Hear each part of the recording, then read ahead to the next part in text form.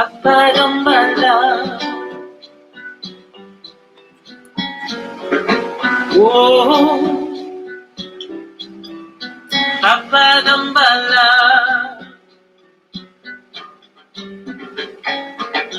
Jopopolete. La travail. Soleil a fin couché. Travail.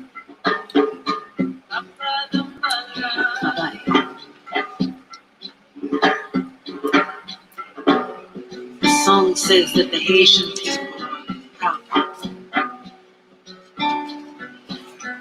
They worship Dambala and the other spirits, and they ask them for their help, for their support, for their love.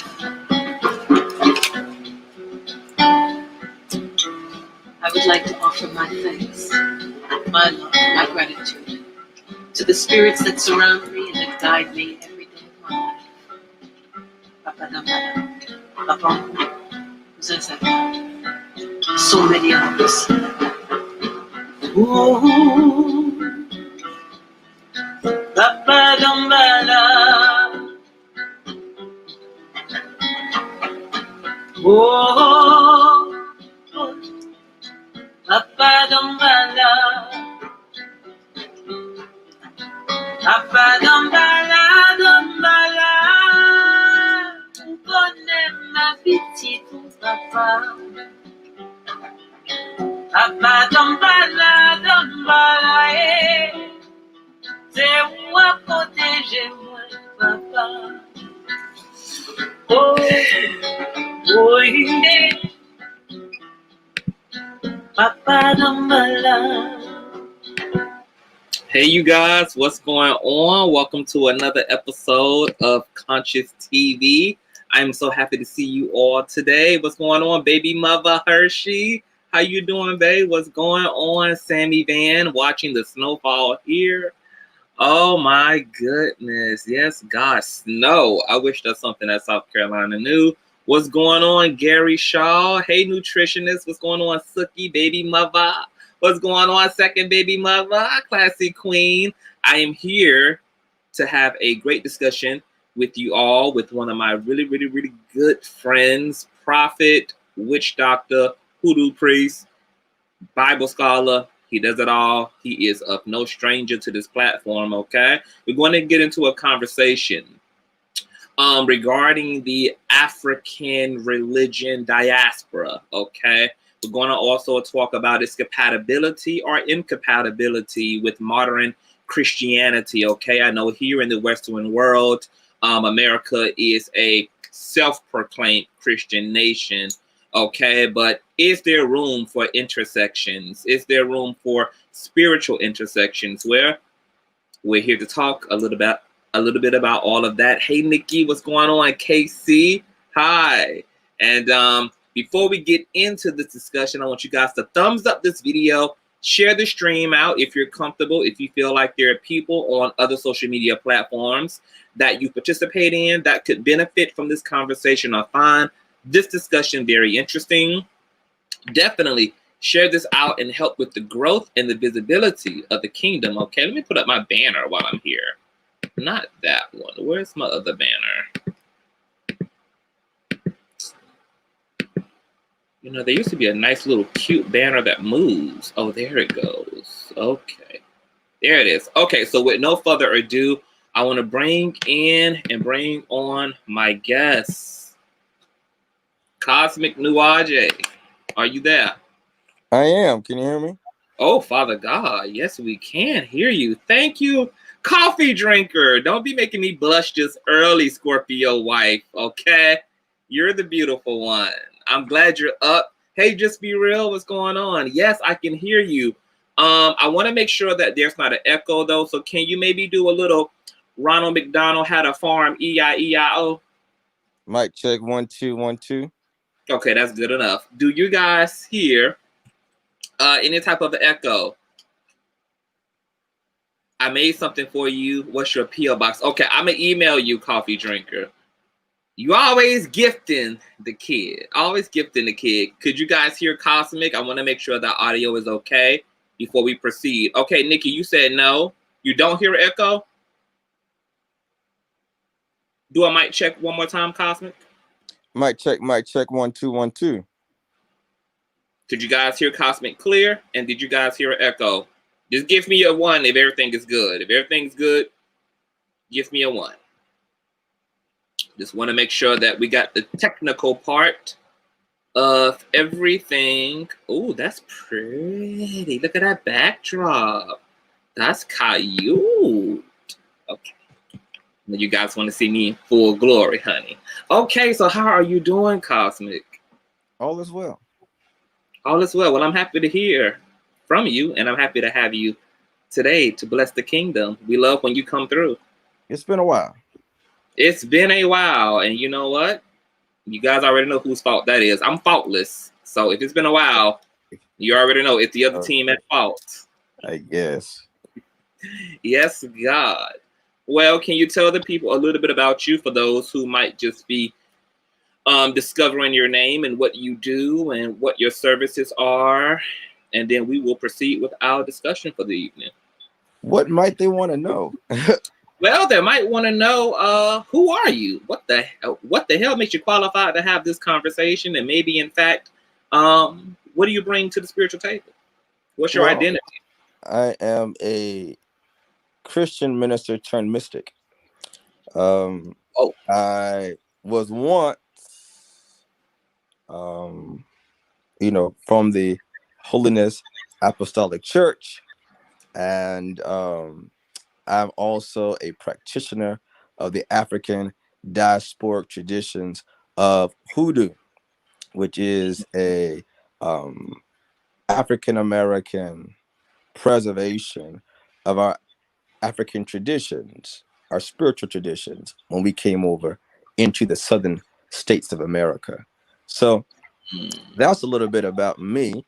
I am in the prophetic ministry, a consecrated prophet, a lover of God, bar none.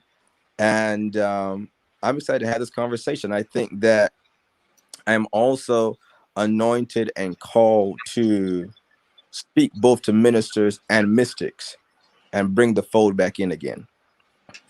Oh, absolutely. And I'm sure we're going to definitely touch on that in this discussion. So I guess before we really kind of get into some of the questions that I have and some of the questions that were posed to me, because I did ask my audience what they wanted to speak about having you here today, and it had a lot to do with ancestors, communicating with ancestors, and maybe if there is a connection between Christianity and the Hoodoo religion. Can you first talk about the difference between Hoodoo and Voodoo, because people hear those terms kind of interchangeably? And kind of talk to us about the difference or what they are. So absolutely. Hoodoo and Voodoo. Voodoo is a tradition. Hold on for 1 minute, Cosmic. My Bluetooth is actually dying. Let me turn it off real quick. Okay, can you hear me? Yes. All right. Proceed. Okay. I'll be the first to say I am not an expert on Voodoo. That's not my practice, but I can tell you that Voodoo is a religion that comes to us beginning in Benin and the Benin region of Africa. From there, of course, we know it moved into Haiti. And from Haiti, we know that it spread throughout into the Caribbean, into probably where it's most famously known now in the United States, iconically in the Louisiana area. Yeah. But what we notice is that we have a multiplicity of African traditional religions that we as a people practice, all right, in the motherland. And so as we begin into the diaspora, we carry those same traditions, we carry those same religions with us. And we did our best to maintain and preserve them, even in the midst of a adversarial and an aggressive culture we were brought into, right? And so that's where the traditions have been preserved, okay? And a lot of times there's this concept that that Voodoo is a religion and Hoodoo is not, because of what Voodoo has preserved through its transition. But I can very much tell you that the same religious powers are also at work in the magical practice, the spiritual practices, the cultural practices. I would say it like this. I've often said, hoodoo is blackness. Mm. Hoodoo, even if you've never heard that term before, if you are a Black person that lives in the southern states of America, if your lineage derives from the southern states of America, there are certain nuances, there are certain traditions, there are certain, you may call superstitions, that were a part of your family that might not have been called hoodoo, but that's exactly what it was. And it would not have made any sense outside of a Black Southern context. So we've preserved a lot of these things. We just have not been calling it that. And so we really aren't having a new conversation.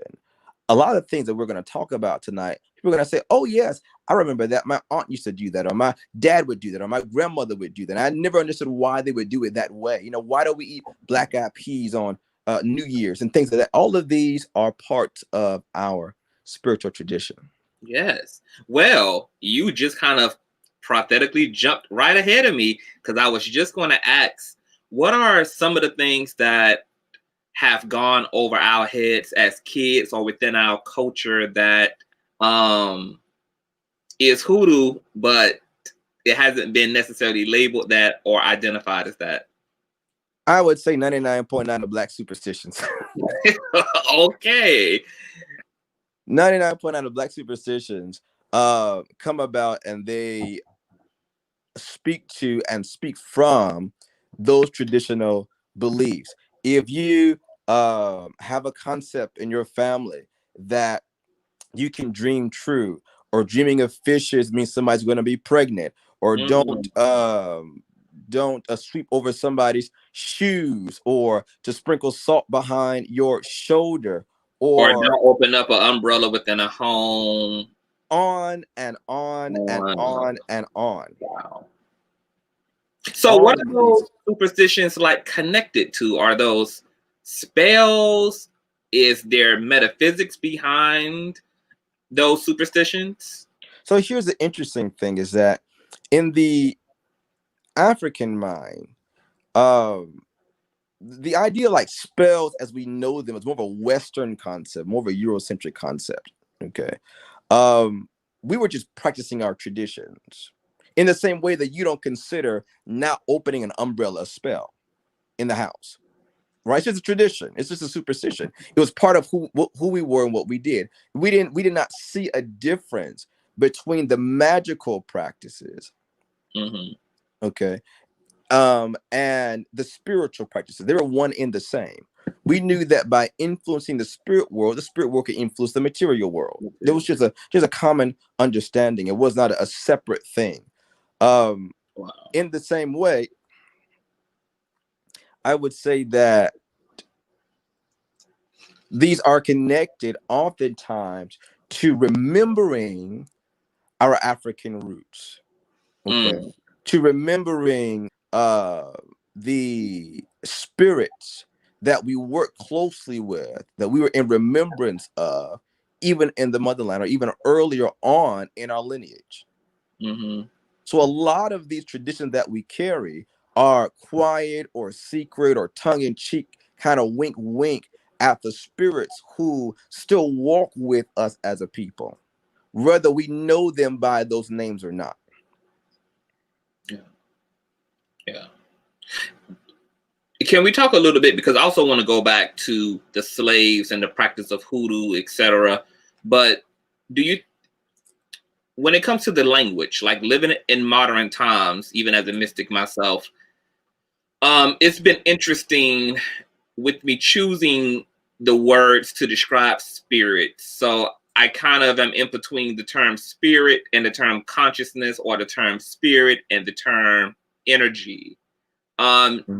Do you think that modern language kind of dilutes what we're talking about here? Because I know when people kind of think about spirits or like a low, they think of more of a personality. When you say energy, things kind of get a bit more vague in general.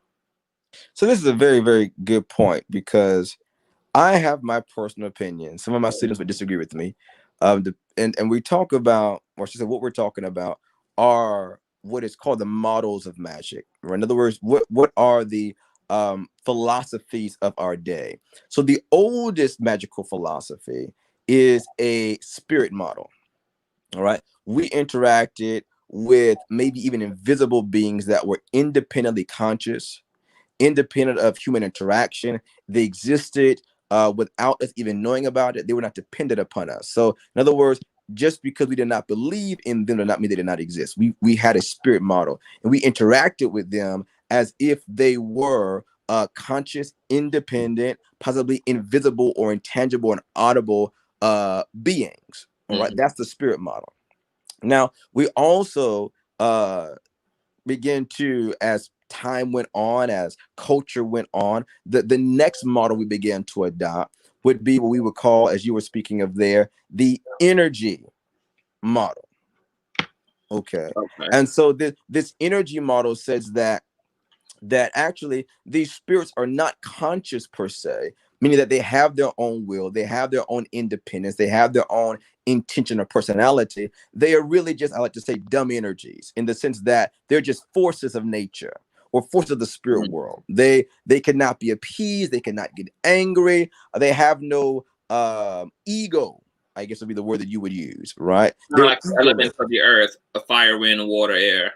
Right. So we begin to have this very energy model. We begin to see that come in when we talk about crystal energy and Reiki and that kind of thing. And so really, what we're really on the cusp of now, roundabout, I'd say the 70s and 80s, there began to be another shift in the philosophy of magic. And then it became the psychological model that says that, in fact, unlike the spirit model, unlike the energetic model, there are no energies, there are no spirits, there are no consciousness outside of one's own.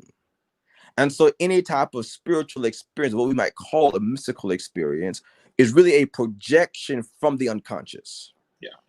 Right. And so those who practice in a psychological model would not consider necessarily the evocation of angels, for example, but simply the expression or the depression of their own unconscious mind.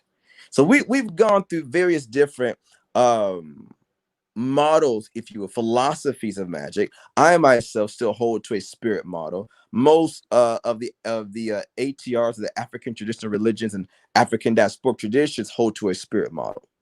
Yeah.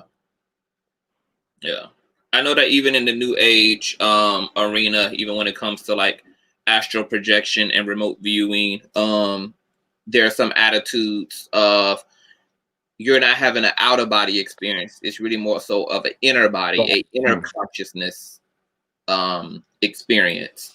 And I think that that's a very fascinating approach, because to me,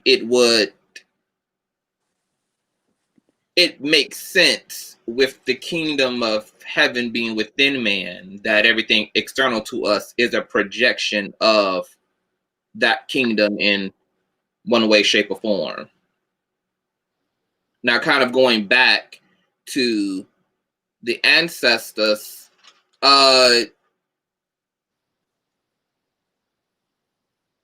what did these practices look like once we were brought over here in cattle slavery, on the plantation? Are there any works that describe the way that these practices benefited us in a time like slavery and bondage? Oh, absolutely. I mean, the most pivotal one is survival. Mm-hmm. It's survival. That all of us still here speak to the survival instinct and the spiritual practices of those who went before us. Now, the thing about hoodoo that would make many consider it not, quote unquote, a religion, Mm-hmm. in the sense that it may not be as structured or as uniform or as monolithic as maybe voodoo is because it varied and it undulated and it adapted and it changed depending upon, for example, what part of the South they were in and what certain conditions became their environment. Now, that being said, we definitely see a evolution. We definitely see a change and adjustment, if you will, in the practices of hoodoo from the minute we stepped upon this soil up to today. A lot of things have changed. All right. For example, the emancipation. Okay. The outlawing of slavery, or so they say it's been outlawed. We still aren't quite sure about that. Play off of words. Right. That has altered and changed some of our practices. The Great Migration north changed and adjusted a great deal of our practices. Obviously, the introduction of the internet has changed our practice a great deal. So as times have changed, we've certainly adjusted. There's certainly different flavors and textures of the hoodoo tradition. Mm-hmm. And a lot of that would have been kind of washed out by Christianity. Some of it was washed out, and some of it was even preserved. Okay, so let's talk about Christianity's impact, because I know in this age of wakefulness and Black people are kind of reconnecting to the ancestors, to ATRs. There's a really big, strong movement of Black people getting back to their roots and natural hair and natural beauty and kind of connecting back to the motherland. This huge context for Christianity in the Western world. And so you have people exploring the spirituality in the religions of their ancestors, but it doesn't appear to fit within the Christian context. Is there any compatibility between hoodoo and Christianity? I know that you've said that some of it has actually been preserved, but I'm sure because of the way Christianity presents, that was probably by accident and not intentional preserving of hoodoo. But between the New Testament's attitude of all you need is Jesus, and then practices like hoodoo, where you have access to this buffet of spirits, of consciousness, of energy, is there conflict or complement there? Well, so yes, it's a very loaded question. There's a lot of things impacting that. Sure. Firstly, let's make a significant demarcation, which is Christianity as it has been presented and represented by the Eurocentric West, okay, versus and in contrast to an Afrocentric Christianity, which we see preserved in what we would call the Black church experience. Anyone who has been born and raised, quote unquote, in the Black church knows without a shadow of doubt that our experience of God in the Black church is radically different than our other, quote unquote, Christian counterparts, than the Presbyterians, when you start talking about the holiness, the Pentecostals, the Baptists, and so on, many of the denominations that were Black denominations. Again, I begin by saying that hoodoo is Blackness. So wherever you find Black people, you find hoodoo.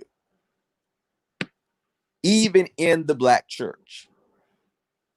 Even in the Black church. And this is why, in many cases, you can look at a Black church service with the audio turned off and juxtapose it parallel to a traditional African ceremony, whether it be of Yoruba or Voodoo or whatever, and you will see uncanny resemblances. Because it's been preserved. It's been preserved. You see, no one dances like we dance. No one bucks and shakes and shouts like we buck and shake and shout. Surely don't do that. All right. No one goes up into ecstasies and raptures the way that we do in our services. No one has this kind of crescendo, this energetic building of ritual Okay. That we see in other expressions of quote unquote Christianity. Let me further say this, that I would recommend a lot of people look at the Coptic Church. We think that Christianity began in Rome. Yeah. It did not. It was made a state-sanctioned religion by Rome, but it did not begin in Rome. And so a lot of the Western Eurocentric ideals of Christianity, we would call it, come out of Rome. But what about the early church? What about the 2nd century and the 3rd century church? And where did they go? For example, I want to say in the 8th or 9th chapter of the book of Acts, we find a black eunuch who is from Ethiopia and is converted, and no doubt brings the message into Ethiopia. We still see the Coptic Church, particularly in Ethiopia, holding firm to their pre-Roman religious roots, and they're African. So it is really only in the Western Eurocentric expression of Christianity that we see such a great division between this. So it's interesting to me that many will say I'm going back to my roots and have not really gone back to their roots. Yes. Yes. So how do people take care of what appears to be the line of demarcation? Because you definitely have held to the fundamentals of your Christian faith as a mystic, but you, like me, have a kabillion spiritual intersections.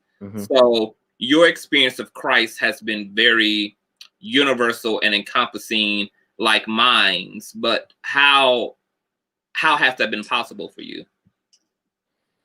Well, because of the reality of the spirit world, and I just see through the context of Jesus and the scriptures. I see the scripture as a good anchor, as a good foundation, okay, as a good launching pad and launching point. All right. I believe that in the scriptures we're given very good parameters for our exploration of the spirit world and spiritual things. And so personally, for me, I hold that as a litmus test for many of my spiritual encounters, right? I find it almost as a manual, if you will, for spiritology, a manual for the exploration and the excavation of the mysteries. So I see it as a, I see my Bible not just as a textbook, but as a workbook. Textbook, not a workbook. Yes. Wow.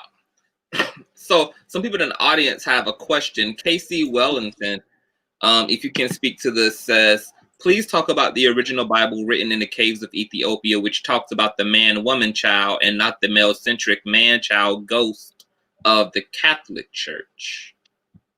Well, once again, we are seeing how even in that there is, as you mentioned, a Afrocentric tradition that we would call Christianity, and a Eurocentric, westernized, that has become the quote unquote world standard, as it were, of Christianity. But can I say to you that the Christianity practice in Egypt, practice in the Arabian regions is vastly different. Even that practice in India are vastly different than that which is practiced in America. But Americans have this concept that we've got this monopoly on God. And so if you don't have it like we see it in the West, then it's not right. And again, that's why I challenge anyone, just go and search the roots. Yeah. Now when you say roots, what do you mean exactly? Well, by roots, I mean that there is a difference. There is more than what you're seeing as Christianity on your local Christian television. Okay. And I would even suspect that many of the issues that Black people natively have with this Christianity we've been given and shown and marketed to is a great deal due to the fact that it is removed from our African roots. Right? Because there is such a disconnect. Yeah. So that's what I would say to that. Yeah. So, what I think that being cultured is a very big part of getting back to the roots and getting educated, because even studying, like, if you study a lot of the medieval churches and a lot of the designs and the statues and a lot of the symbolisms of the ancient church, is very telling about the difference between modern Christianity and Ethiopian Christianity. And let me just say this, and not just the Ethiopian preservation. I don't want to just say this is just, one moniker in the storyline, but the vast majority of the church fathers, the early church fathers, were Black. They were African. But see, we're not told that in our history.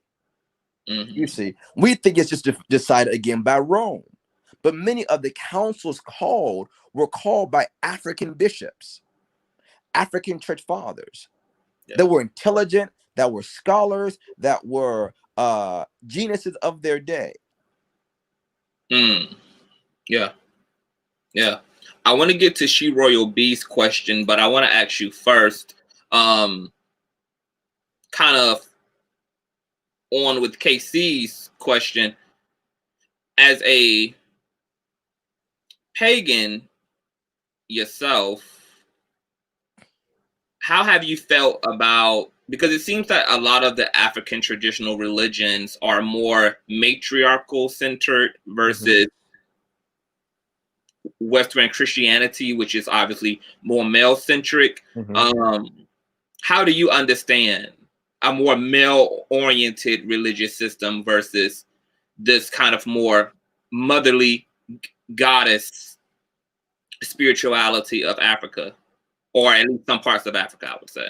Well, it's very interesting because, and let me try to say this. Take your time.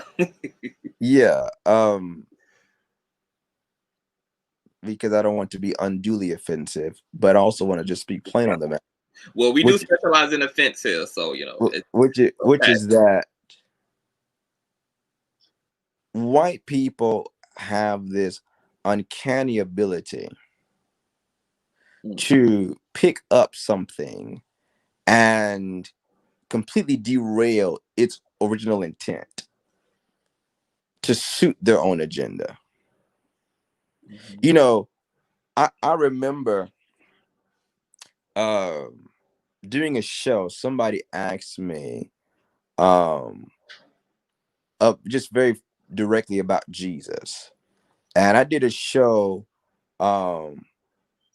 called What Shall We Do with Jesus? Okay. What shall we do with Jesus? And can I say that many people, and we see it even today, have done horrible atrocities and slap God's name on it. And then begin to develop a religion, I should say, a system that undergirds that, fortifies that, and defends that. And then when you look in for example, a couple of weeks ago, I was talking to one of my students, and I brought up to him, I said, I'm going to show you Breonna Taylor in the scriptures. And he was like, huh? I said, no, I'm going to show you this. I'm going to show you social justice in the text. I'm going to show you how what many people call the day of Pentecost. All right. And we're very familiar with they spoke in tongues and the Holy Ghost fell and all that great stuff. But it also says that Peter stood up and gave a sermon. He began to preach on something. And what he began to preach on was how the leaders of his day took an innocent man that they knew was innocent and lawlessly, illegally murdered him. That was the first sermon of the church. But that's not the conversation being had in many churches around America. And there's this idea that if you are a Christian, if you're in the church, you know, we don't have quote unquote political conversations. Yeah. But the first sermon was a political conversation. Yeah. It was an open rebuke to the governments of the day, of the evil injustice they were perpetrating against the people. But when that aspect becomes stripped away, you get this very, can I say, dumb and ineffective religion. Right? And that is the opium of the people. And that's what we see so often, as the person said there, in the ghost God. That somewhere detached, somewhere immaterial, somewhere impersonal, not involved, cares less, that needs the in-between and the go-between. Yes. And so therefore, your experiences are not seen as real because they do not match up with the Western or the white view of this particular practice. So that's my rant on that. Yeah, absolutely. So just to keep kind of tugging at it before I get to She Royal B, would you say that Christianity has kind of washed out of the divine feminine as a religion? Because I see Christianity. I believe that the white telling of Christianity has wiped out the divine feminine. Oh, yes. Okay. She Royal B says, what influence did the Moors have on what we know today as Christianity, if any? Well, certainly. I think that and this is, as you said before, why it is so essential, as you said, to become cultured, right? Here's what I would recommend anybody do. Okay. And even in the Black experience, when I had conversations with other people who come from Baptist roots, that come from charismatic roots, and you ask them, you know, what are the roots of the church, right? It's like we go from, you know, the book of Acts, okay, and then we jump to the Azusa Street in 1906. And that was it. We went from first century, and then nothing critical happened until 1906. I bring that up to say this. What you really want to look at, what I find to be very fascinating, and why I did not throw off my African traditions, is when I began to see what happened when the seeds of this Christ cult, if you will, began to show up in different parts of the world. Including so again, as I said before, what we see show up in Ethiopia is a little bit different than what we see in Arabia. Those who had contact with the Moors, those who had contact without them.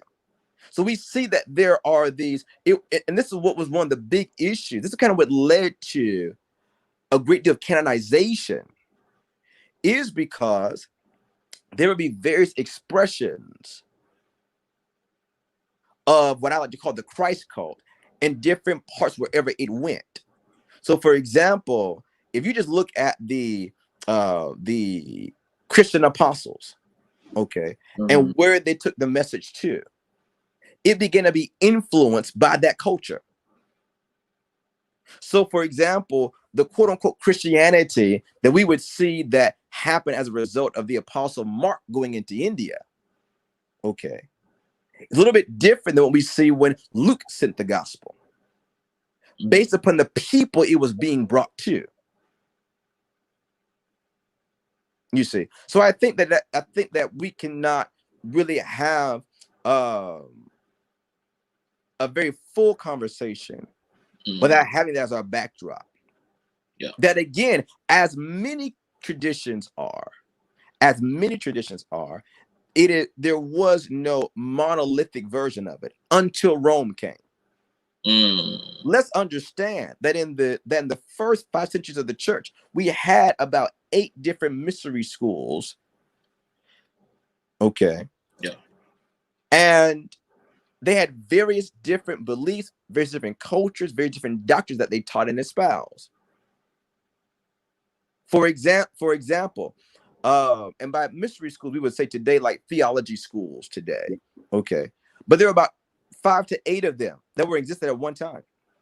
And so what's very interesting is that if you look at the quote unquote mystery school or the theology school, the seminaries of Alexandria, they were far more mystical in their experience, far more mystical in their expression than some of the other ones.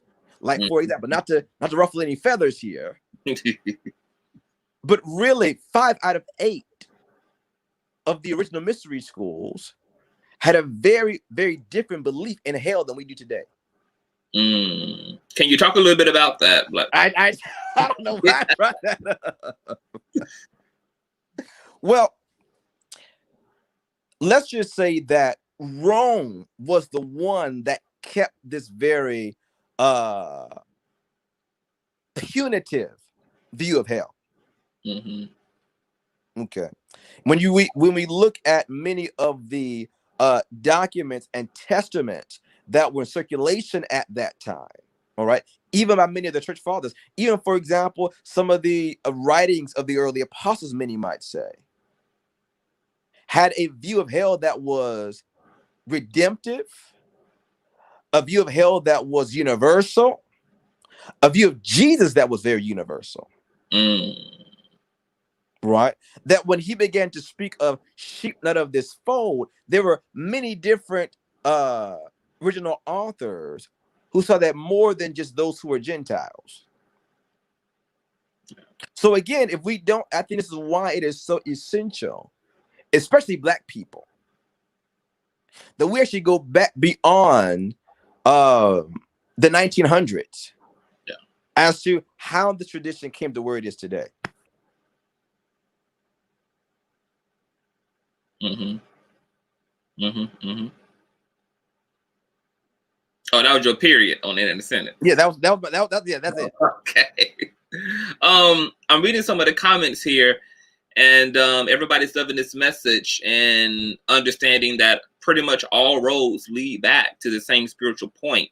With that being said, playing a little bit of the devil's advocate,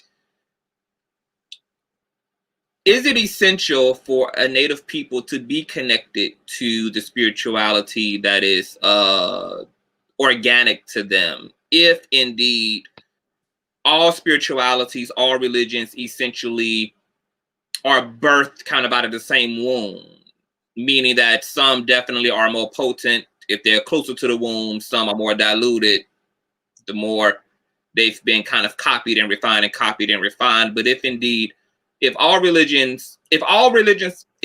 lives of spirituality matter, does it matter if Black people get connected to their roots? And can African people still have a fulfilling, prosperous, enriching psychological, emotional, and spiritual life, even if they've adopted Christianity, even if they've adopted Islam, even if they've adopted Buddhism, even if they never get connected, quote unquote, to their roots? Would it impact the lives of that community in any way that's truly damaging? Yes. Okay. Yes, indeed. I think that one of the big things that come up in these kind of conversations is culture. Culture. Is there a connection with the with what you believe and the culture that you live? That's a big question. Yeah. If you are connecting with something that is antithetical to the culture that you're living, then at some level there's going to be a disconnect. All right. At some point, the fabric is going to begin to peel away from each other. There's going to be a splitting of the edges there. And I think that is what caused a lot of the unraveling. Here's what I believe. Mm-hmm. I believe that a lot of the quote unquote ridiculousness that we see in quote unquote the church, even in the Black church, the drama, the trauma, I think a great deal of it is due to the fact that we've not embraced parts of our African culture. Mm-hmm.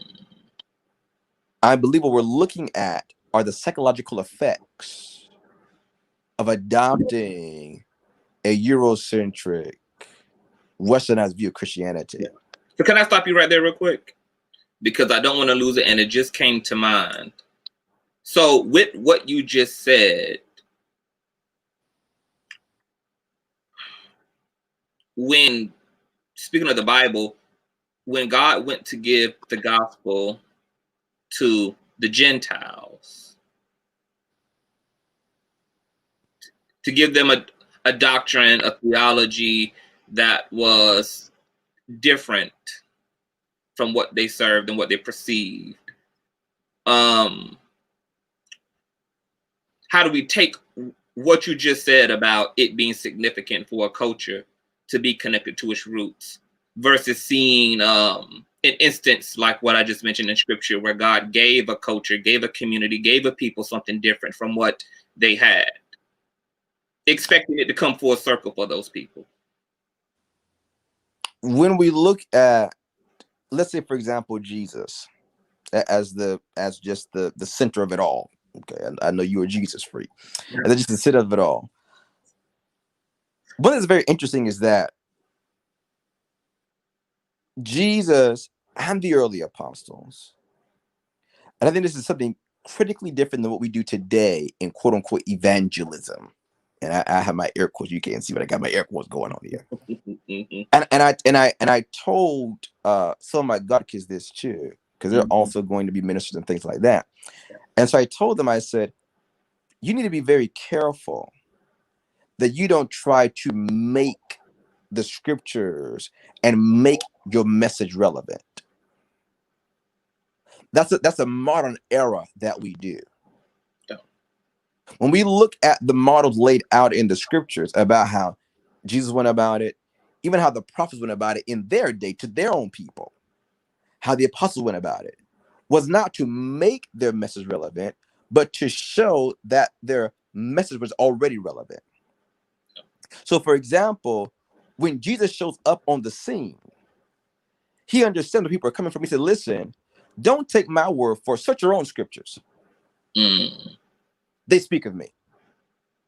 He said, I'm really not bringing you anything new.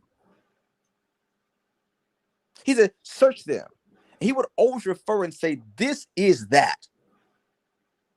Remember you read about, he would say, for example, you've heard it said unto you, but I say unto you. Yeah. And that's why his message was so radically inclusive. Mm-hmm. What has happened, as I said before, what we see specifically in the Westernized telling of it, that is radically different, is other than. And now it's to come and begin to invade into other cultures. And that begins to cause psychosis and neurosis. It causes psychological damage. It begins to break down and cause to be brittle one's understanding of self, of one's people, of one's experience and reality. And we see this so many times when we see how Christianity has, can we say, defanged and declawed Black people. Right? So much so that there are those ingrained in the idea almost that social justice is a foreign concept to the Bible. We literally, as I'm shaking my hand violently here, we literally have a book in the Bible, a literal book dedicated specifically to social justice called the Book of Judges. Yeah. If you're ever curious about this is why I think that a great deal of the confusion and the misunderstanding, and what has always been my point of angst and anxiety and issue and aggravation, is the lack of good teaching. I think there's a lot of bad teaching, a lot of bad theology, a lot of, can I say, even damnable doctrines. Yeah. That, I put it like this, might not send you to hell, but I'll sure have you living in one. Amen. Can you say that again? Might not send you to hell, but surely will have you living in one. But you know what that is, right? And it's because the mystics are no longer behind the pulpit. The mystics are no longer the ones teaching. The mystics are no longer the head of the church. Like you have a Deshaun who caught the Holy Spirit on the toilet of his cell while serving a 10-year bid, who gets up and starts a church.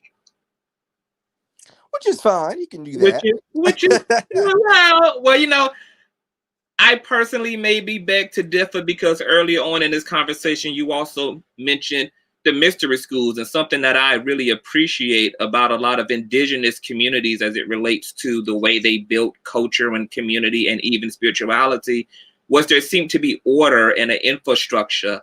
They had their own universities and rites of passages in order to affirm and confirm, you know, people and their function and the roles that they played. And what I don't like and appreciate and frustrates me about Western religion and spirituality is that it's so absolutely vague. And it's not just the Christian church, it is the psychic community, it is the New Age community. Anybody can just write a book, anybody can just talk, anybody can just rise to the highest of the land and sell out on their ideas. And these people don't necessarily have mentors. They don't come from any particular institution of learning.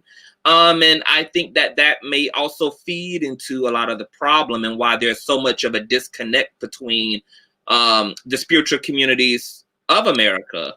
I have the exact same, as you know, I'm always teaching and training. You know, that's my thing. There's always, oh, I forgot you're in class, you know, oh, you got something. Because I feel the exact same way. I believe, you know, for example, one of our goals in 2021 is to establish a school of the prophets. We already have a thriving and living mystery school we've been operating for about 3 years now. But to begin to expand, because having that institution, all right, not just of higher learning, but of consciousness, all right, because Jesus taught his disciples. Yes. Right. And he began to instruct them. He began to teach them about the mysteries of resurrection. So much so Peter says, I must take off this tabernacle, speaking of his body, as my Lord hath shown me. He was shown how to raise the dead. So these were concepts. It was not, you know, get it on your own. It was not, you know, do whatever you want to do and hope for the best. It was deliberate. It was intentional. It was instructional. And I think that we need that once again.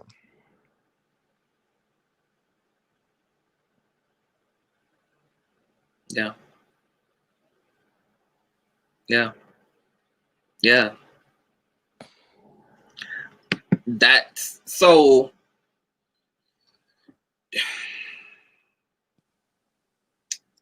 Do you see a correction to that issue in the Western world? Well, I know I'm working on correcting it. That's all I can speak to is my own self. Each one teach one. Right, exactly. It starts with us, the classic. That's how you change the world. I know that coffee drinker just said something very true. She said, how is it that when people desecrate Indian burial ground, their ancestors wreak havoc swiftly on everyone, but our Black ancestors don't do the same? So let's back up for a second. Okay. And say that, again, as I mentioned before, we cannot look at this as a monolith. Okay. We cannot say that this is the only way that ancestors look and operate. Okay. Because it varies. Even when we say Black people, we talk about Black ancestors. Well, what does that really mean? Yes. Okay. Do we really want to have that conversation about how Black is a Black ancestor? Yes. We're talking about your ancestor that was, half Black, half Native. Yeah. What about half Black, half white? So when we talk about the ancestors, we're not just talking about the grandma who died. Okay. We're talking about the entire spiritual court of those who came before you. All right. So was this court, was this court ever human? Because it sounds like a spiritual court assigned to a your ancestors make up your spiritual core. We call your spiritual frame. They are an aspect of that. Okay. There are some spirits that you never would have met in life that are also part of your spiritual core. Okay. There are those who come forward based upon your genetic bloodline, based upon your cultural inheritance. All right. So there is, and it's not necessarily a show about that, but there's a lot that goes into your spiritual frame, a lot that goes into your spiritual core. One aspect of that are your ancestors. But what I was saying was that when we talk about the ancestors as if they are a monolithic thing, okay, we begin to lose out of the nuance. Okay, so I would then ask the question, which Black ancestors have you seen were not moved by desecration? Yeah, because I was going to say to that, even me having African and Indian people within my family, there are African people within my family who literally have shrines in their homes, and those shrines, when disrupted, have wreaked havoc. When they've not been properly consecrated, when they have not been properly juiced, or when there's been a threat to the shrine, there's been some really, the shrine popped off. In other words. And so we again, can I just say this, and please bring me back when I say this, okay? Can I just say that we have to be very careful when we allow a certain narrative again to declaw and defang us. Oh, well, yes, they ain't gonna do nothing. Oh, they weak anyway. They're not gonna mess up nothing. We have to be very, very careful when we begin to believe those kinds of things. Well, what you're saying is that I think that racism kind of threw us into the polarity of kind of overly romanticizing our spirituality. So there is this kind of airy fairy, all love, no wrath, no contrast attitude to a lot of African traditional. Because if we want to stir the pot for a second, let's talk about. I'm just going to stir the pot just a little bit. Don't go too deep in this. Let's talk about. I get a lot of clients who come to me, all right, with love situations, okay, and they, particularly those in the LGBT and the queer community, okay, and watch this. It's because there are ancestors shutting them down because those ancestors don't approve of their queerness.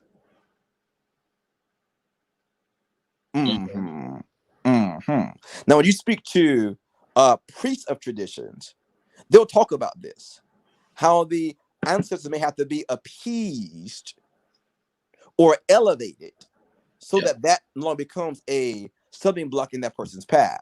Yeah. So this idea of just romanticizing everything, which is a broad stroke, again, we have to be more nuanced, a little bit more cultured than that. Yeah. Well, what do you think bothers us, or some of us, about adopting a fuller perspective that is inclusive of the contrast of that love?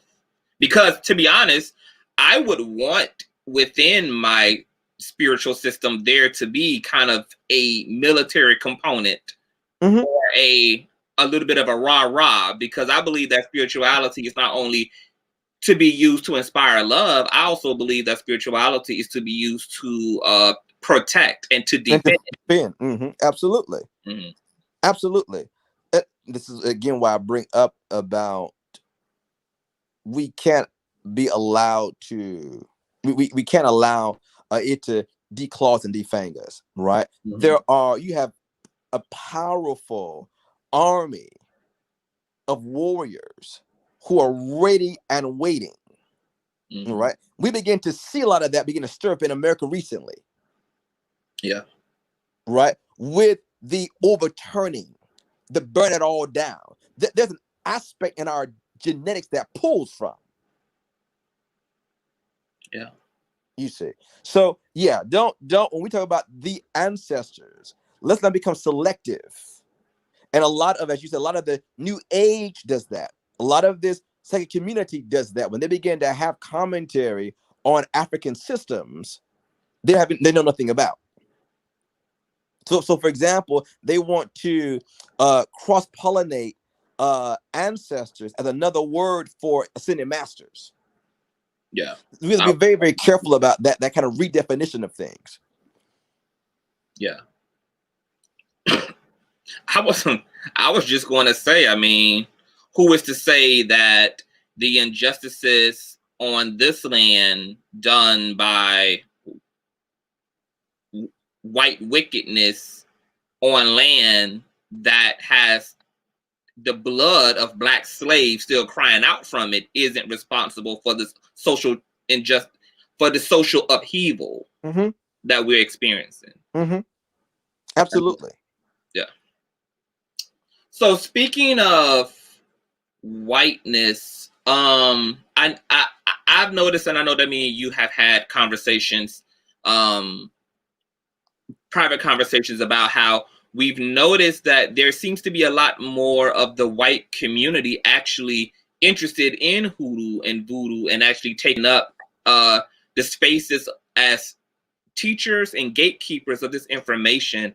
Can you speak to what the issue with that can be, and what have you explored what can be done about kind of re-inspiring Black Americans to reconnect to things that are native and original to them before they are completely snatched up and away from them? You know what? I told one lady, I said, well, before I get into that, let me just say this. The question is about culture. Mm-hmm. And me and you did have a very good conversation about this at one time when I was over there. And first of all, white people should not be gatekeeping hoodoo. That's just the long and the short of it. It's just what it is. Okay. Should not be. No, they should not be. Mm-hmm. And they should not be allowed to speak as proof sources or proof text or source text of anything concerning this. Mm. We've got to. There's a lot I want to say, but I'm trying to get my thoughts together before I just start screaming. Okay. Well, hey, I mean, start screaming if you got to. I mean, the Lord does work in mysterious ways. But I also want to be articulated what I'm saying. You're going to say what I'm getting at. Okay. I'll be your translator. Okay.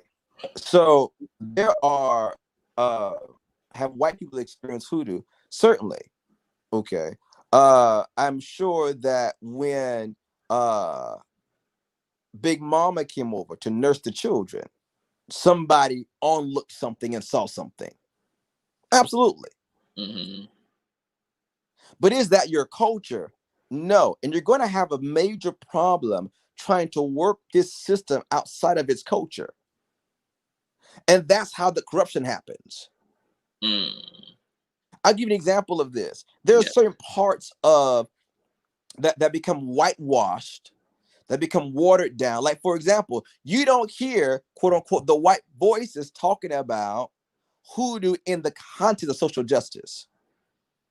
You don't hear them talk about, hey, here's how you kill the masters.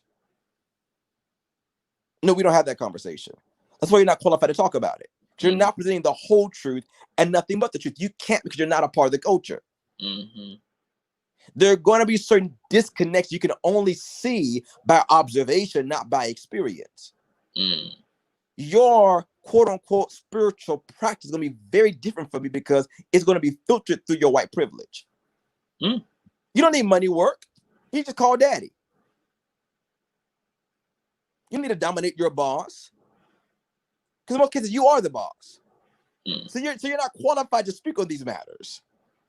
What you can only do is just repeat and rehash what you've heard somebody else say. And that's why when you address them head on, face to face, they all buckle and crumble as a fraud. Here's what I would say. You know, I have a very good friend, one of my godsons and a peer of mine, named Moses. Yes. Okay. Moses Jewish. Moses, he's just conjure. All right. He has some hoodoo aspects of him as well. But here's the thing. It's because our cultures have certain intersection points. And that's where the crossover happens. That's what I would say to that. Now, this kind of is a basic question, but when people are multiracial, are biracial, does that give them the right to have access because their DNA is kind of become a hybrid? So this is a very good question. And this even gets into my personal views on what the New Age is now calling eclecticism, or an eclectic practice. Okay. And my opinion of some of the dangers of that. All right. If we're having a conversation about ancestors, then yes, it stands to reason that you honor your ancestors. All of them. All of them. And that should provoke you. That should motivate you. That should encourage you. That when you're at your ancestral shrine, you begin to do ancestral elevations. So what are you going to do, sir, ma'am, with your white ancestors that were slave owners? What are you going to do with that? If your spiritual practice is not addressing that, you've got a fraud and a flam. Second thing I would say is this. When it comes to eclecticism, what I find to be very, very dangerous is this idea that as a quote unquote eclectic practitioner, that means it's just a mesh of everything. It's a mosaic of everything. I don't adopt that philosophy. I think it's very, very dangerous. I think it's very dangerous. Okay, because you will find that there are certain aspects of your ancestral core that does not get along with other aspects. All right. We don't just pick and choose what looks aesthetic, what looks fun, what looks popular, what looks exotic. We've got to stop that. That becomes very, very dangerous. We begin to mix things. And I often say Clorox bleach is a good cleaner, and so is ammonia, but you don't mix the two together. Right. So even though you are multiracial, biracial, that does not mean that you go and mix traditions together in a hodgepodge, in a soup, and you begin to pick and choose. All right. You also need to understand the subtleties and the sensitivities, even of your race, of your ethnicity in the world today. So if you're lighter and brighter, then you don't want to go into traditions and start acting like you're an authority on that. Yeah. I think that it comes down to respect it comes down to honor. And if you stay in that, then you won't be in appropriation. Sounds like what you want to add to that too is and staying in your lane. Hell yeah. In your place. So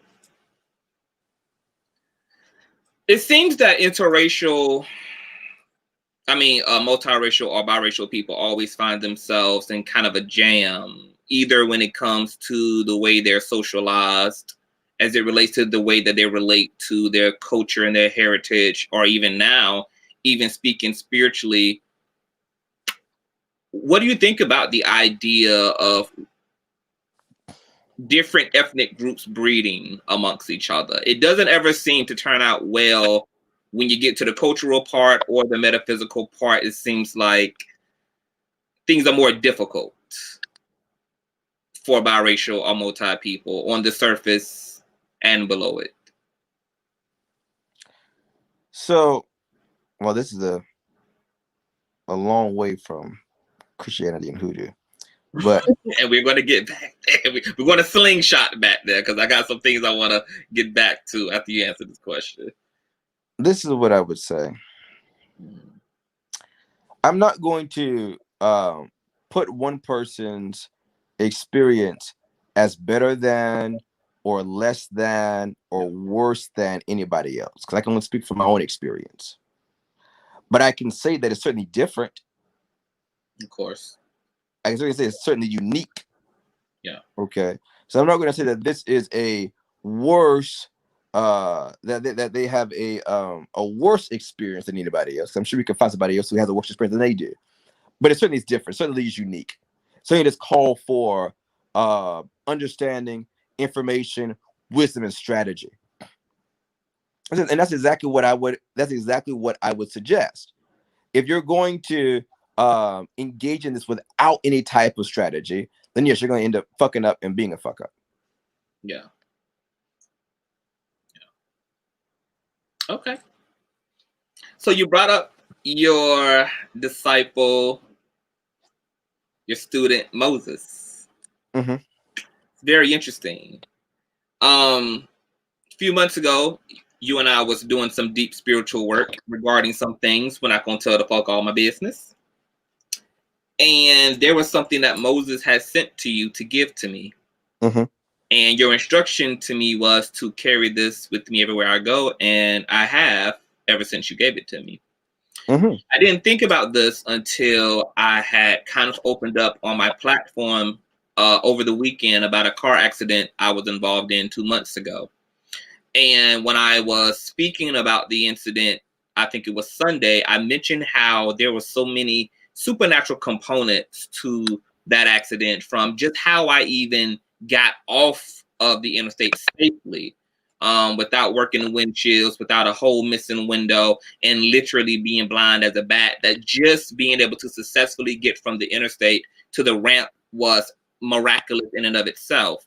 But then even just the way everything unfolded, even after the accident, in terms of the young woman who I was involved in the accident with, her spirit was just so alive, and she was just so helpful, and she was just so wanting this thing not to be any worse for me than what it could have been, even though she was the one who was the victim in the situation. I mean, and then even just the way the cop handled me, and him allowing, the tow man to take the car back to my house and leaving the tags on the vehicle, not ticketing me for the accident, but just simply giving me, a citation to show up in court to be dealt with by a judge.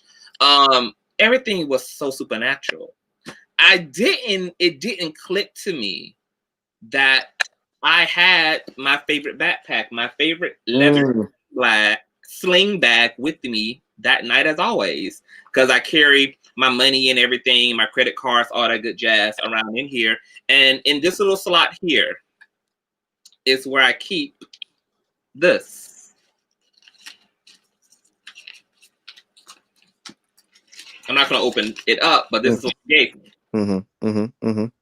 Can you talk to the people about what this is? Because now that I think about it, I know this had everything to do with my safety and my protection that night.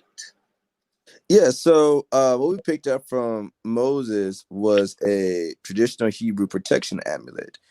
We call it parchment amulet. Mm-hmm. And absolutely, it is a shield and a buckler. So I'm absolutely not surprised.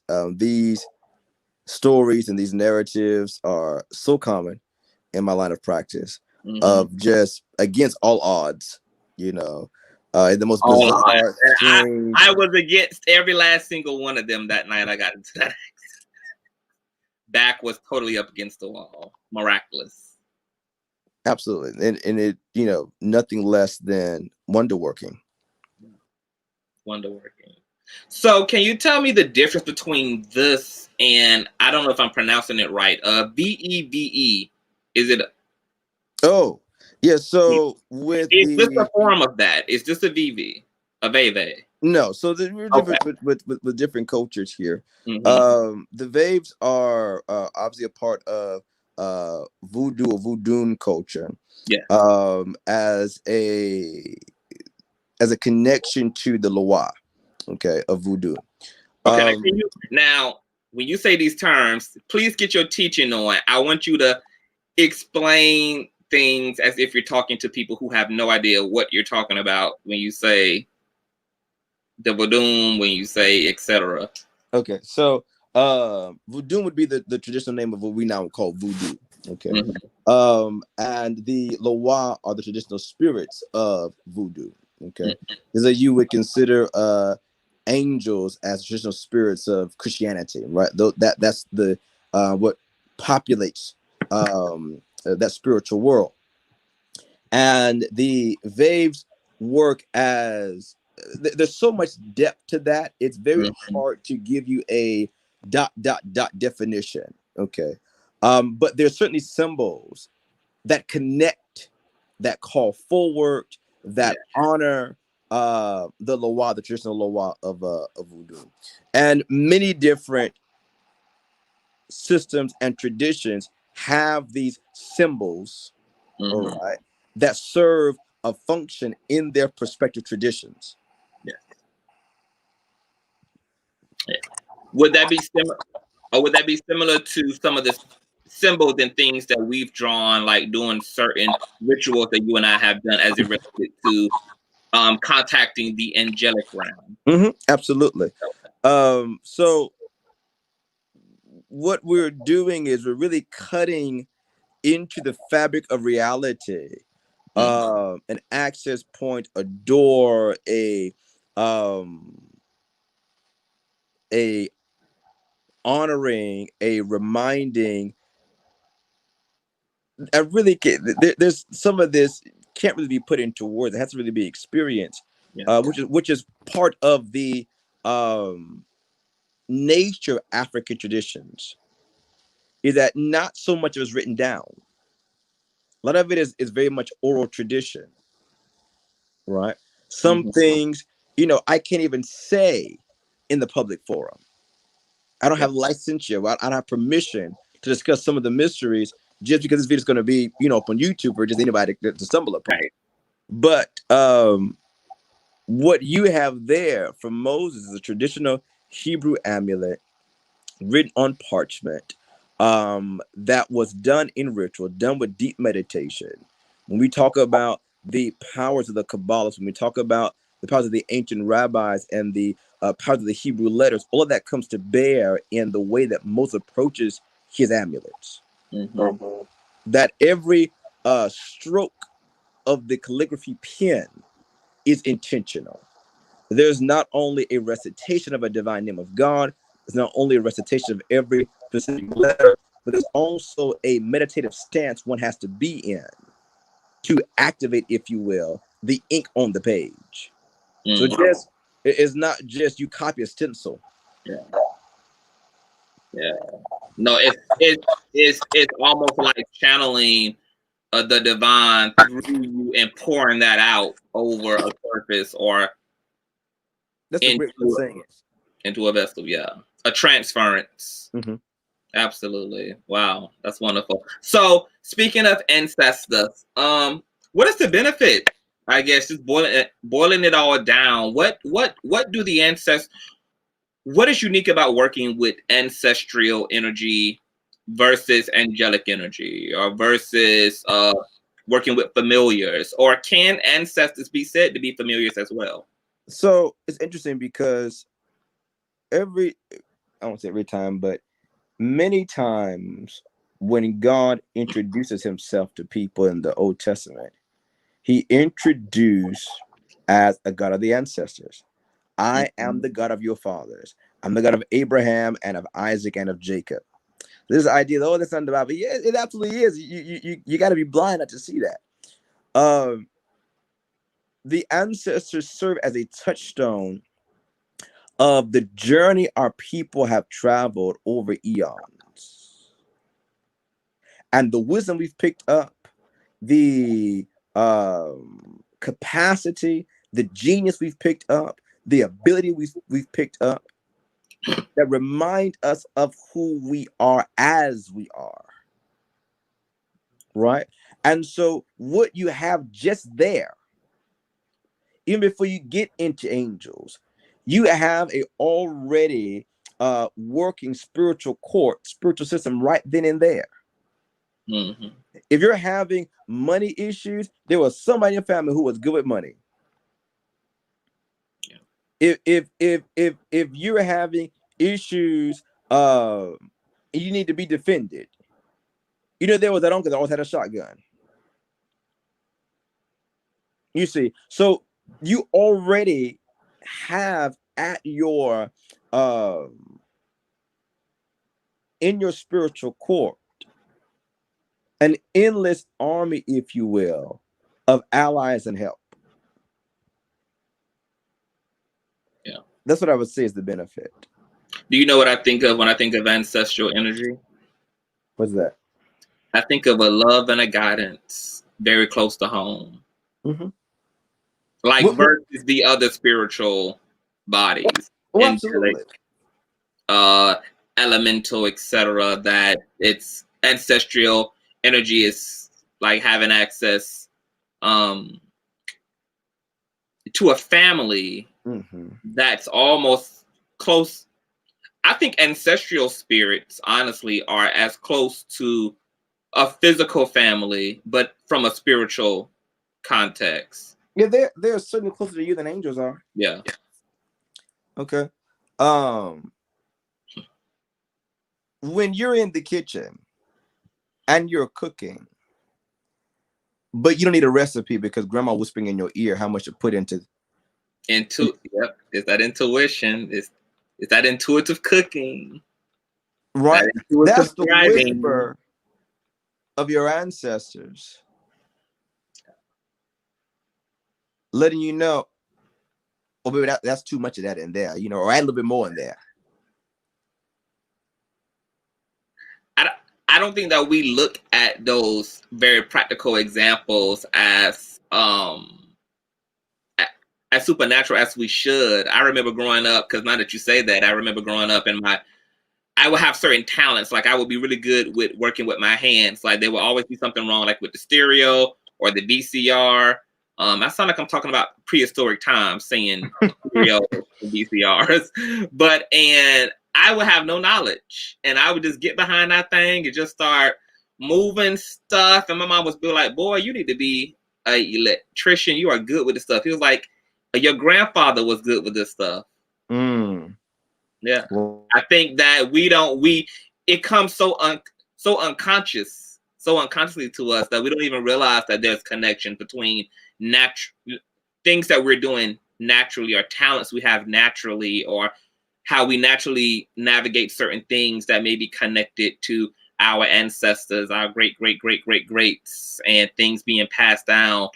There's something called a morphic field too that I think happens when it comes to working with ancestors, that there's that also the way that you can see your ancestors as it's an iCloud of information, particular information extrapolated by people who have already gone before you. in every which way.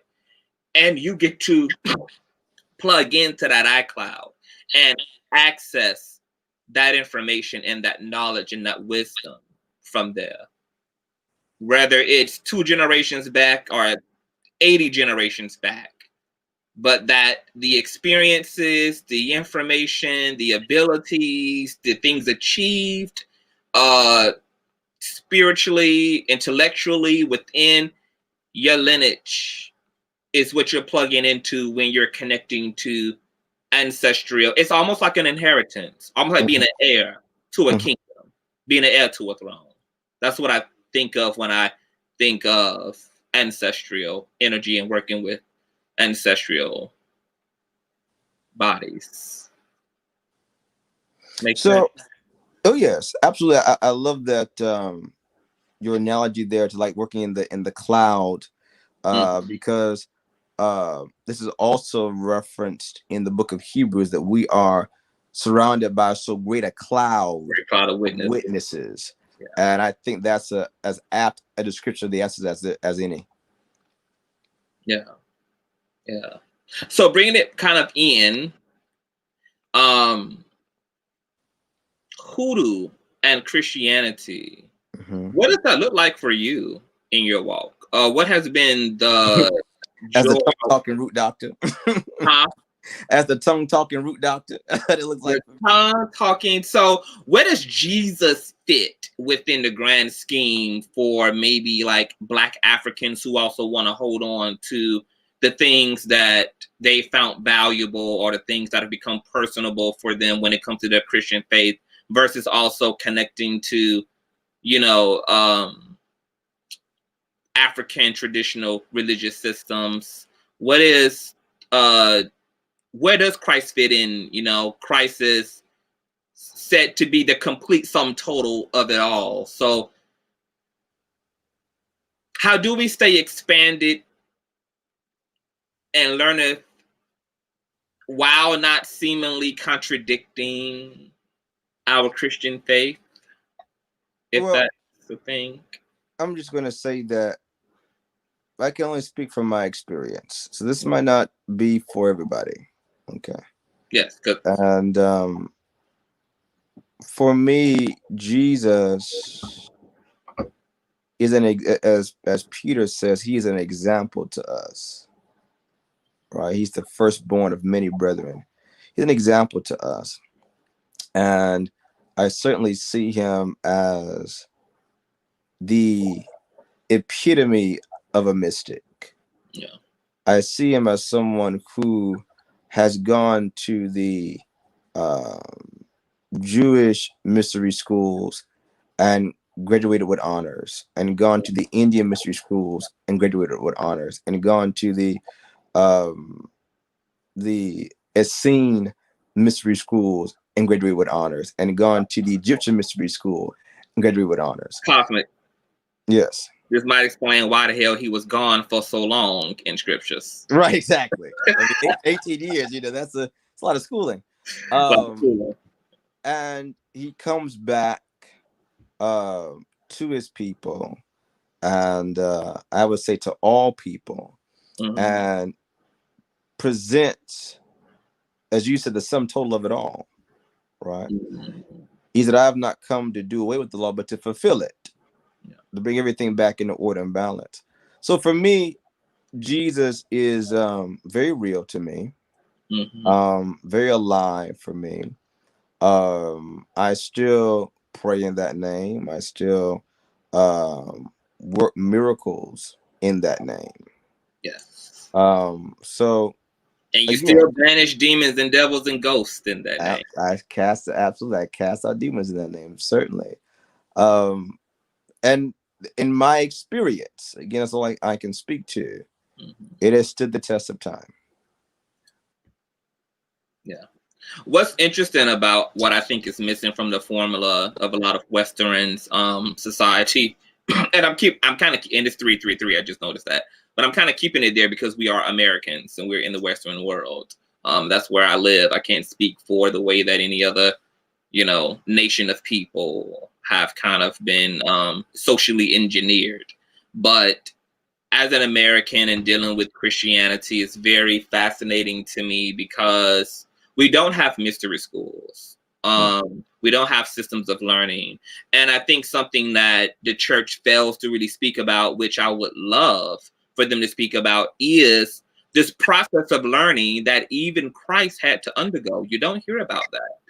You don't hear about, you don't hear teachers and preachers expound upon Christ having to grow in stature, you know, which was scriptural, or you don't really hear them expound upon Moses being learned in all of the ways of Egypt. It's almost as if the church presents this idea of spirituality that you accept Christ and that's it.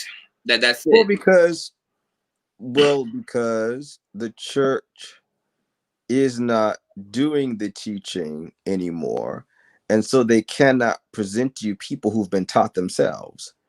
Because then your question would be, well, why aren't you teaching me? Oops. You see. So we had to bring people that like they just woke up with it. Yeah, I woke up like this, you know, and nothing could be further from the truth. Even the disciples asked Jesus, Lord, teach us how to pray.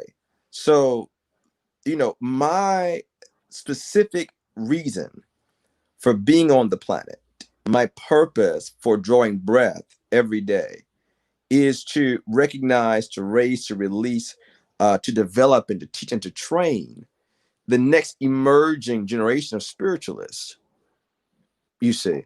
And that comes deliberately. As you know, we're working on different boot camps. You know, I've been in different mystery schools. Yes. Weekly, almost 4, sometimes 6, 8 hours. We're about to give the School of Alexandria a run. Okay. God's money. And 6 hours, 4 hours, sometimes 8 hours at a time in intensives to train, to develop. How do you make good better? You train it. You become intentional and deliberate about it. If you are a singer, you know, you go through vocal lessons. Even if you are natively talented, you want to strive to make that giftedness and strive to make that skillfulness and strive to make that masterful. My people shall perish from a lack of knowledge. So that's one of my joys in life. I love being among mystics. I love teaching and training them. I love developing them. I think that we need more of that today. I think a great deal of the issues that we're having is due to a lot of untrained people. A lot of people have been, in my opinion, that is, okay, a lot of people have been overexposed and underdeveloped. Yeah, absolutely. That's 99.9% of it. 99.9% of it. I like something that you said years ago that always stuck with me about Christ always preached to the general public, but he taught his students. Yes. Yes. And we need that. Yeah. Teaching. Yeah. And not teaching, because I know when when people who've been Christianized hear that, they think, oh, study the scriptures. No, we're talking about demonstration. We're talking about the nuance. We're talking about supernatural spiritual science. We're talking about metaphysics. The same metaphysics that Christ understood about utilizing his spit and dirt to cure blindness. The same way he knew how to sculpt an ear out of dirt. The same way that he knew how to levitate, walk upon water. The same way how he knew that in the instance of the demonized man, he could discern what was missing from what his students were doing. Oh, this one doesn't come out by prayer alone, but prayer and fasting. These are nuances that have to be understood about the cinematic universe of the spirit world, because it's an entire universe unto itself. It has its own principles and laws, just like our physical dimension has its laws of aerodynamics, its laws of alleged gravity. And so the spirit world is a universe. It's built upon its own science. It's built upon its own infrastructure. And so just having a deep understanding of those laws and how they intersect with our physical dimension. I mean, so many things that we're going through actually made so much sense astrologically as it related to Pluto being in retrograde. When Mercury goes into retrograde, there are things that kind of just, without missing a beat, always show up as a pattern.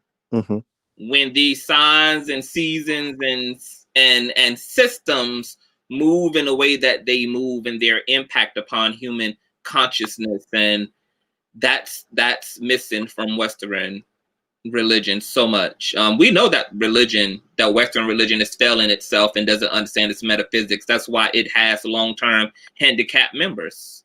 That wouldn't happen within a enriching spiritual system that understood its metaphysics, because the first thing that Christ always did was, first of all, heal the disabled, and then you follow me. You can't follow me on crutches. You can't follow me in a wheelchair, and it ain't other people's business to be toting you around. So the first thing he did get into business was restoring man. And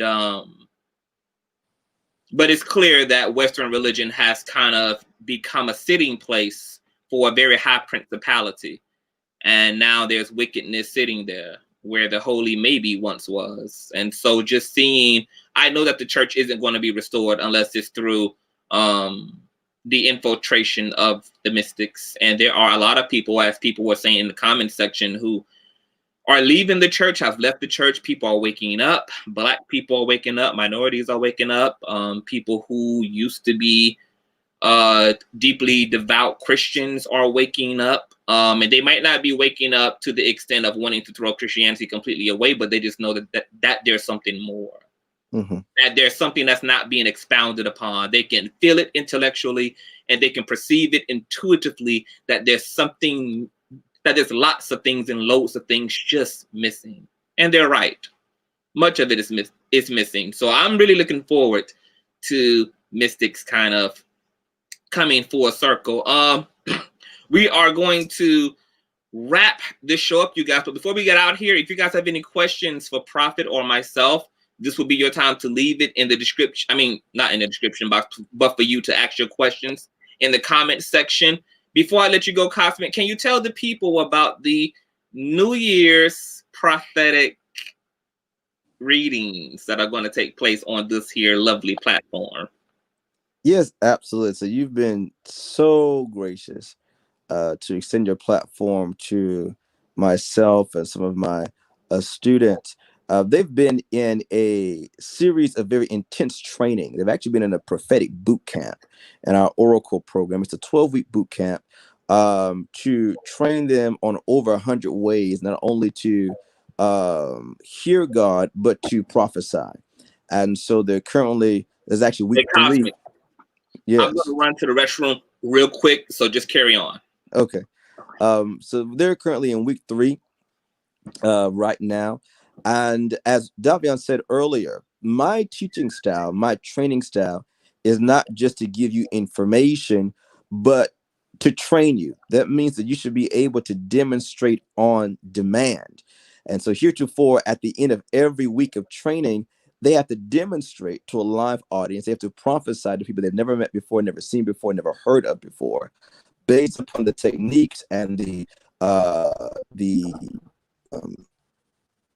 trainings that they received during that week. So it just so happens that at the end of their 12 week is going to be the end of the year.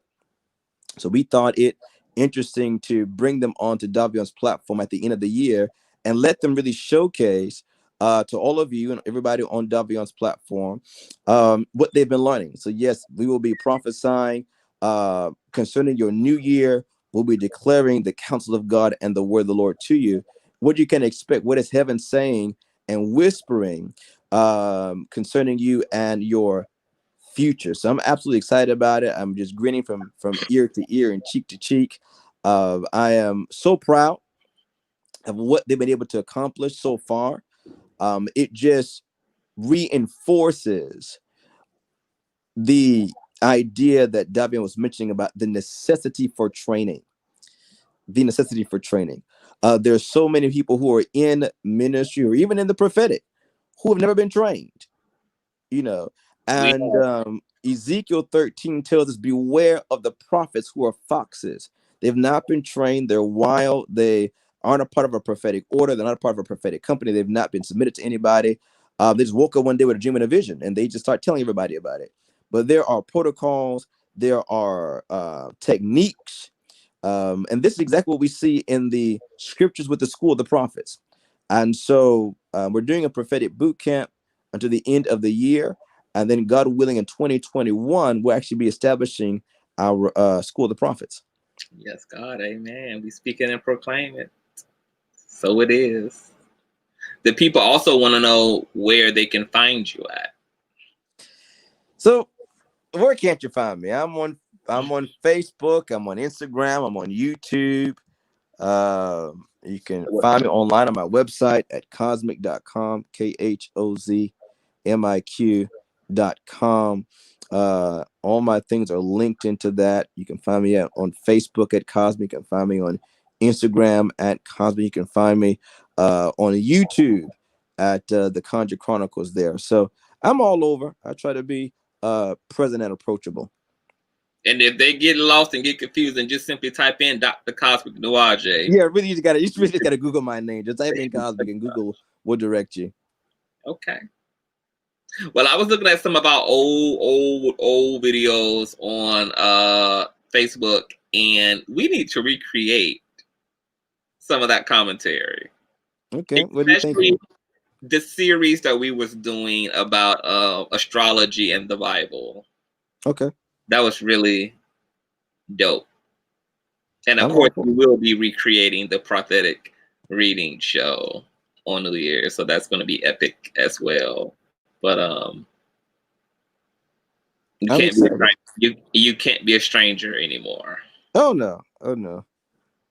2020 is almost out, so nobody has any excuse anymore. Right.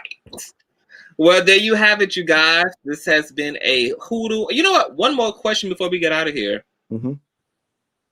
What do you say to Black Americans who are having such a rejuvenating experience of Hoodoo, Voodoo, etc., that they... Oh, I think my system glitched. Am I still here? Can you still hear me? Yep. Okay. Who are having such a renewal of faith and connection to ATRs that they have completely slid out of Christianity's grip. Is there any issue for you, for people who are having conversion experiences that take them completely away from Christ, from Yeshua? No, not really. Live and let live is kind of my thing. I know, I'm called to a very specific niche, a very specific demographic. And so I just kind of stay in my lane. Yes. Okay. And of Those course, people who asking you the infamous question of, have you been given any prophetic insight into how this election is going to conclude itself? This is gonna be a whole other show. Yes, I have been looking into some things.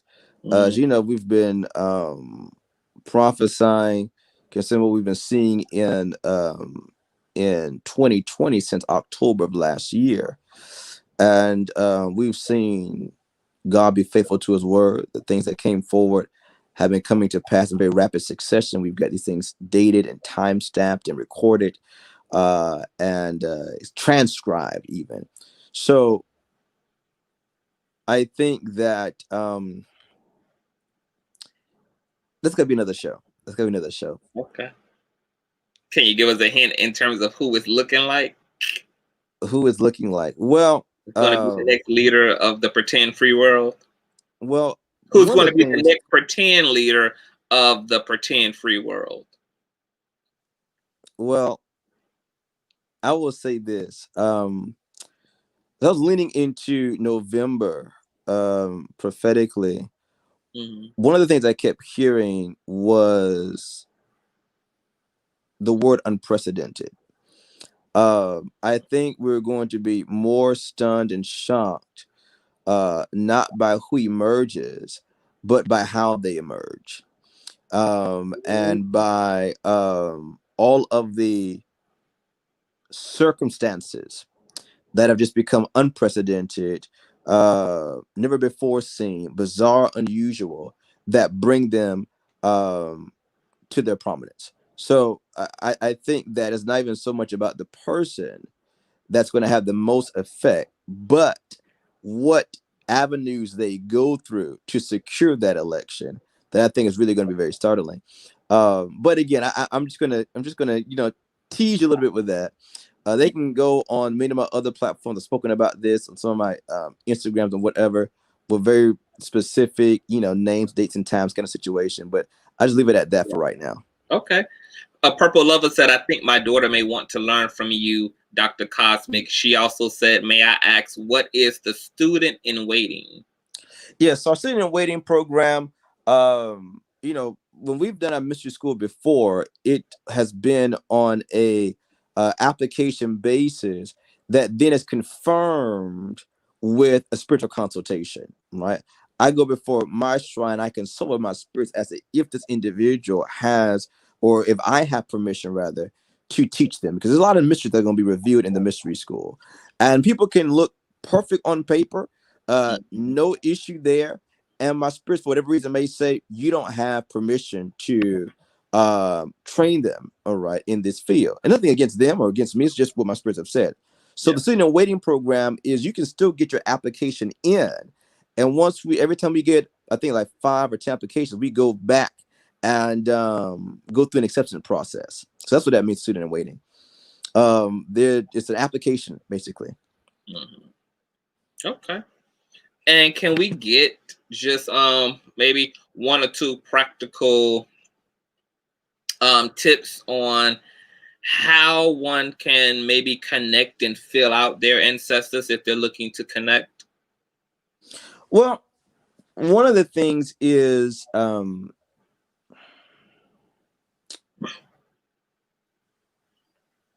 probably the most practical thing you can do right now is, what is something that they enjoy doing, right? Mm-hmm. What is something they enjoy doing?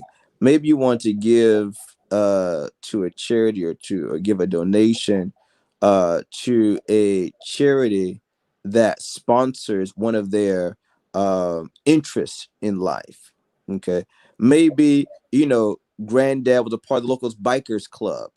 You see, so listen, that's very, very simple. We can get very, very elaborate, but something very practical is just honoring their memory. Many of you have let grandma's plants die. Stop that. Go water grandma's plants. Okay, something very, very practical. Honors and puts in remembrance our ancestors. It's something very, very simple. Well, I've been practicing scrying a lot. Mm-hmm. And I've You got my mirror over there. That's why. Yeah, I'm gonna need to get that back, sir. Totally not. I've been practicing that scry mirror that you loaned to me. It has been my danger room. I've been in my danger room X-Men sessions with it. It has been quite a interesting experience. But as it relates to the tips, I wanted to ask, can you scry into pictures? Like, I would imagine that if a person was to kind of look into a picture, if they have an image of a ancestor or of a forefather or of great whoever they're looking to connect, that if there's some imagery that's associated with them, is can scrying and that imagery be used as a way to peer in? Yeah, absolutely. They can certainly communicate through that way. There are various different ways to access and to communicate in the spirit world.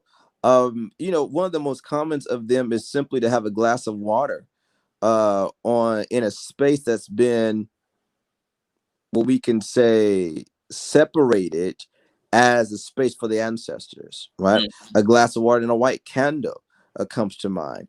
And scrying into that glass of water, absolutely. Sometimes we may begin to see bubbles in there. We begin to see a different activity happening. So all of those can speak to different indications of that two-way communication. Pictures of them, different artifacts that they may have had, a handkerchief, a corsage, etc. Yeah. Okay.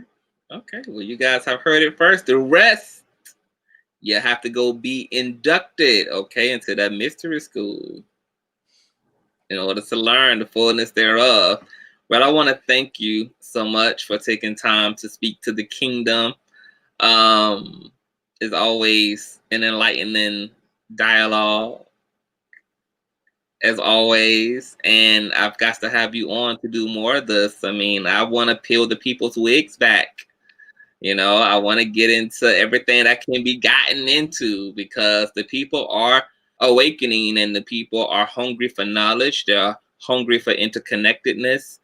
And of course, like my platform or your platform, you know, I'm just wanting to be a light at the end of a tunnel and a reference point for truth and intellect and metaphysics and creativity. So this is something that the people are always asking me for. They always asking me for, and they always love you. They Well, always love you. I appreciate the love. I always enjoy coming on and sharing, and always spending more time with you as a good friend of mine. Yep. And I look forward to it. I really look forward to it. You know, my passion is teaching and training. So any opportunity I can have to do that, I'm all for it. Okay. Well, since you guys have heard it now, if there's any questions that you guys have, or anything that you want Doc to speak to, or anything specifically you want us to kind of go in on as a subject, always leave that in the comment section, and you know, I will frame shows around you guys' interests. So you guys just keep me informed in the comment section, or you can email me, obviously, at conscioustv@gmail.com. I'll also have Dr. Cosmic NEWAGE's information in the description box as well.